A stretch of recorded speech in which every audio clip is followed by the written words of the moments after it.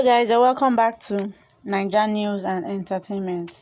We always give you gist and entertainment news straight from the right source. Controversial Nigerian singer Afiz Fashola, popularly known as Naira Marley, has finally reacted after being tagged a demon by a clergyman, Chris Omashola. The No Belt gang leader took to Twitter and said, "Jesus never went to church."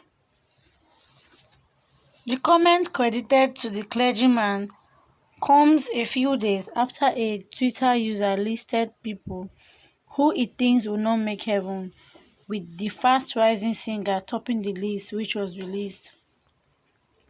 While the Twitter user didn't reveal how he got the list, the clergyman claimed to have gotten the revelation from God.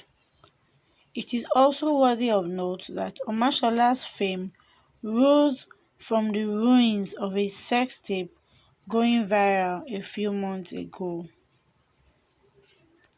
Guys, let me know what you think about this clergyman's judgment in the comment section below.